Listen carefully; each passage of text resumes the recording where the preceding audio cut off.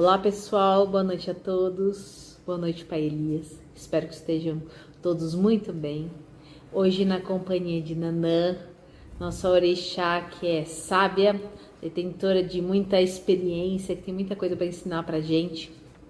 A Nanã, ela é dona do cajado, ela é aquela que tem as roupas que parecem que são banhadas de sangue, porque ela vive lá nas águas paradas, né, na lama.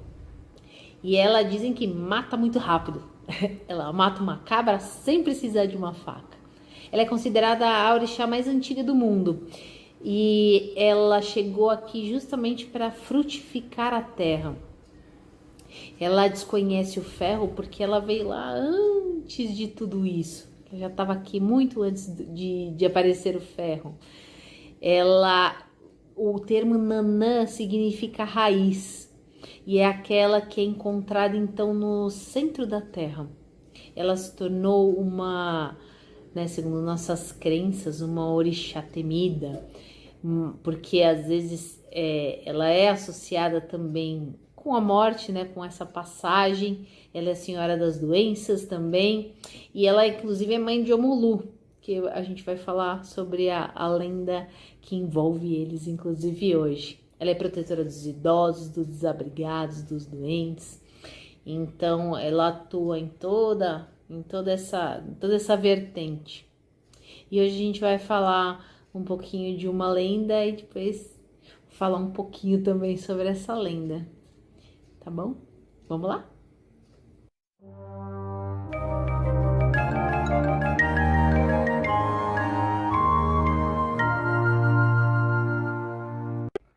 E a lenda de hoje é: Nanã esconde o filho feio e exibe o filho belo. Conta-se que Nanã teve 2 filhos. Oxumaré era o filho belo e Omulu era o filho feio. Nanã tinha pena do filho feio e cobriu Omulu com palhas para que ninguém o visse e para que ninguém zombasse dele. Mas Oxumaré era belo, tinha a beleza do homem e tinha a beleza da mulher. Tinha a beleza de todas as cores. Nanã o levantou bem ao alto no céu para que todos admirassem a sua beleza.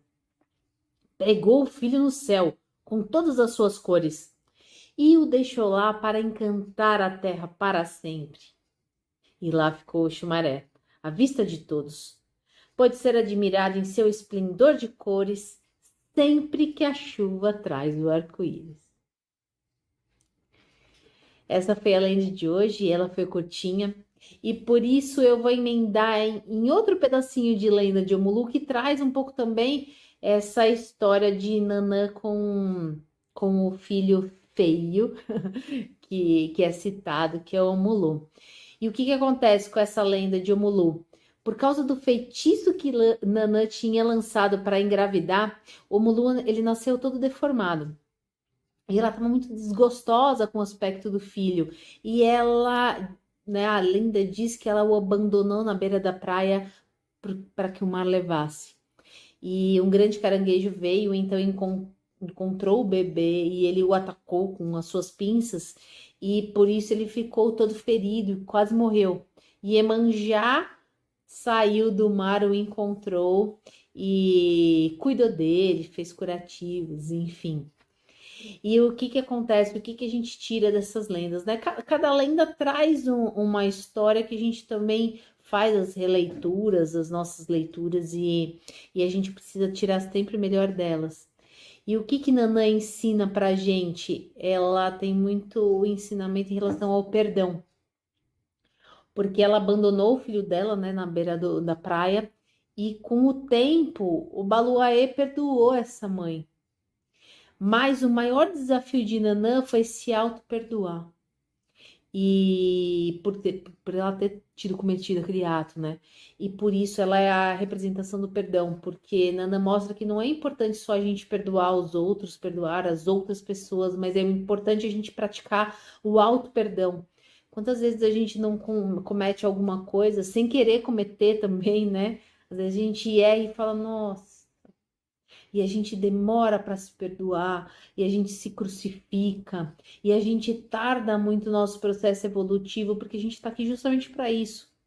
aprender, para evoluir. E Nanã ensina isso para a gente, que é o poder do auto-perdão é libertador. Quando a gente perdoa, a gente tira uma carga negativa da gente, né? A gente faz uma limpeza. E a gente precisa fazer isso com a gente também. Se libertar de um sentimento ruim é muito, é muito, é muito bom para o nosso coração, é muito bom para a nossa evolução, a gente admitir e se arrepender e tomar novas atitudes de lá, né, em diante. Então, quando a gente consegue se perdoar, a gente tem essa libertação desse sentimento que nos sufoca. E, e é uma grande lição que eu trago de Nanã. A gente também saber se perdoar e ter esse autocuidado com a gente também. Então é isso, espero que vocês tenham gostado. Uma maravilhosa noite a todos. Nanamburuquê, a avó, a mãe, a anciã, né? Quando a gente pensa na avó, a gente pensa no conhecimento, a gente pensa na memória. Nanamburuquê também representa a memória. Aquilo que a gente traz de história, a nossa história. E aí às vezes você quer buscar uma boa lembrança, buscar uma referência para você construir no teu ser. Esse orixá a gente pode sempre recorrer, pedir nesse amparo, né?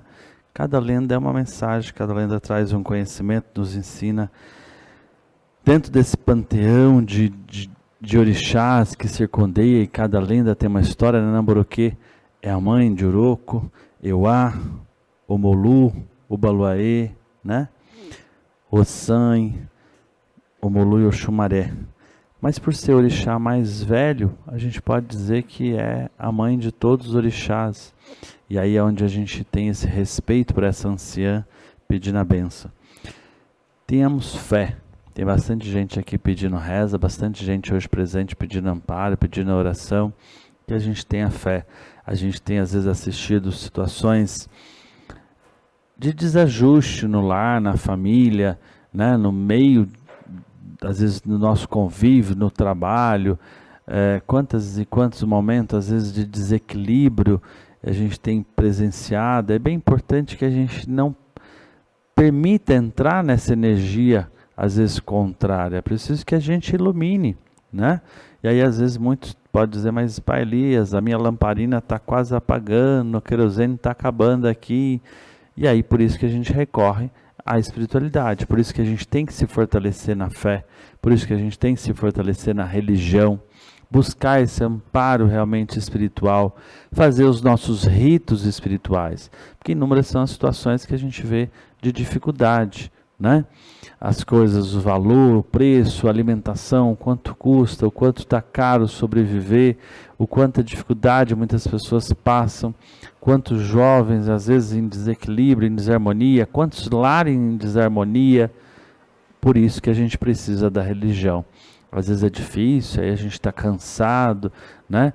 Muitas das vezes você deixa de estar cultuando a tua fé, de estar saravando, fazendo aí teus rituais, por uma série de situações, ora a preguiça, ora o desânimo. É mais fácil a gente estar num bar tomando uma bebidinha, é mais fácil a gente estar fazendo coisas adversas, né? Como diz, aquilo que apetece os nossos olhos, aquilo que agrada, porque tudo que enriquece o nosso espírito, há uma necessidade de um sacrifício, há uma necessidade de um esforço. Parece uma bobeira você colocar uma vela, colocar uma flor, fazer um ritual. É tão simples, mas é tão difícil a gente às vezes fazer isso, né? E aí eu te pergunto, você limpou seu altar em casa essa semana? Separou realmente de verdade para fazer uma oração? Assim como você está tão preocupado em pagar suas contas, assim você está tão preocupado com as dificuldades de um ente familiar que está enfermo, o quanto que a gente tem realmente nos debruçado na nossa fé e nos dedicado à nossa fé. É preciso que a gente cuide do espiritual da nossa família, que a gente cuide. Mas Pai Elias, ninguém me escuta, ninguém me ouve, mas ninguém precisa te escutar. Vai iluminando as pessoas. Nanã, ela não está preocupada, ela é Nanã, ela é esse raio de luz, ela é a avó, ela vem com a sua energia e vai iluminando. O orixá, ele vai acendendo as lamparinas da nossa caminhada. Seja luz, né? Então, diante das pessoas adversas, diante das dificuldades, se ilumine, não se contamine, às vezes pela escuridão de algumas pessoas. Mantenha a tua luz sempre acesa.